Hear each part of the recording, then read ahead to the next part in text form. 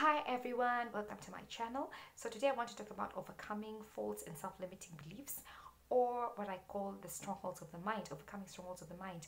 And these are false beliefs that we have about ourselves that are untrue and limiting, and they live in our subconscious mind. So most of the times we are unaware of their existence. They stem from childhood experiences or societal programming, and they are deeply ingrained in our minds. They're so deep-seated that it actually takes courage to challenge these beliefs. And so these wrong beliefs, these false beliefs, they have a way of creating unhealthy negative emotions that direct our behavior negatively, and consequently creating a negative life. They affect the quality of life, whether positive or negative.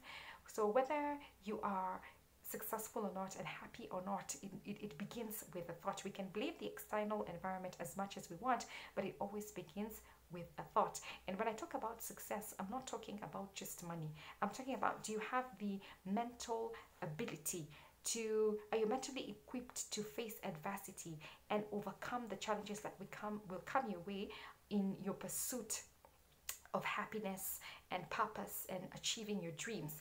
And so as the African proverb says, that if we have no enemy within, then the enemy outside can do no harm to us. And so we can change the external environment, we can change jobs, we can change the church that we go to, we can change friends, relationships, but if we do not change what's happening in here, if we do not change the self, our belief system, then the result will be the same. It will create a vicious negative pattern. It will be the same, same experience. And that's why there's a lady, if I can quote, she's called Louise Hay, says, we learn our belief systems as very little children, and then we move through life creating experiences to match our beliefs.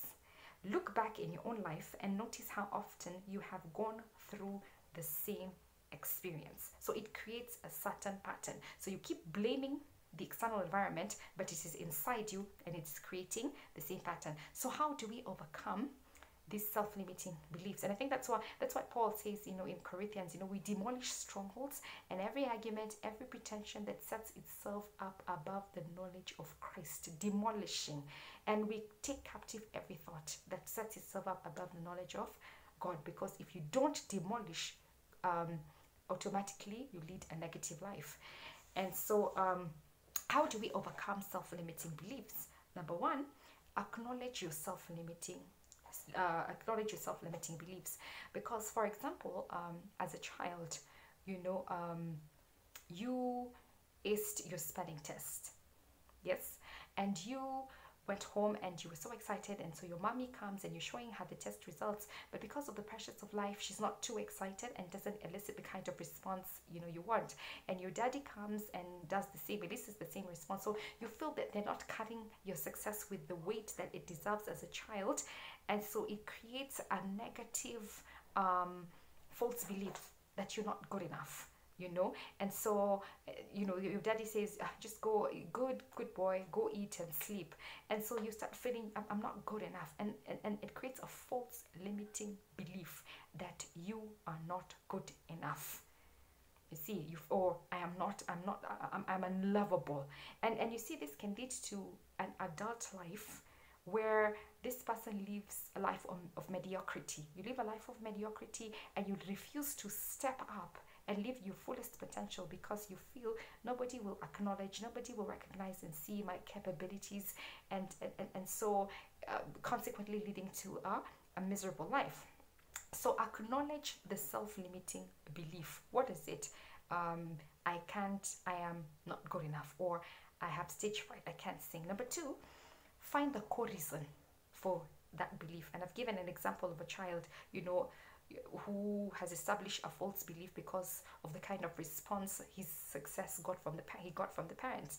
And so find the core reason for this belief.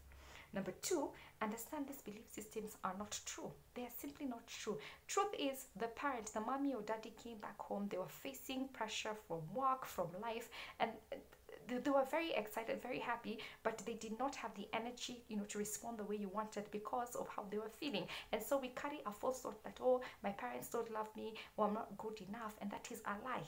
You see, so this they're not true. These beliefs are unjustified, and the foundation of these beliefs are are subjective. They're not objective. Number 4, arm yourself with new empowering beliefs like I can do all things through Christ, who strengthens me. I'm above, So always tell yourself, I can. Replace the I can't with I can. And I always encourage people to affirm themselves using the word of God. Number 5, and the last, is gather evidence while you challenge your new found beliefs. If you feel that I can't sing because I have stage fright, then go and sing. Go to the stage. Dare to take the stage and sing. And the more you sing, you will be collecting evidence of the true belief that you can sing. And this, the more you sing, the more you're reinforcing the true belief, and eventually you discover that you can, and you will, and and this leads to a successful life and the kind of experiences that you want. And so this is what I have for you today, and I hope you've been blessed. God bless you. Thank you.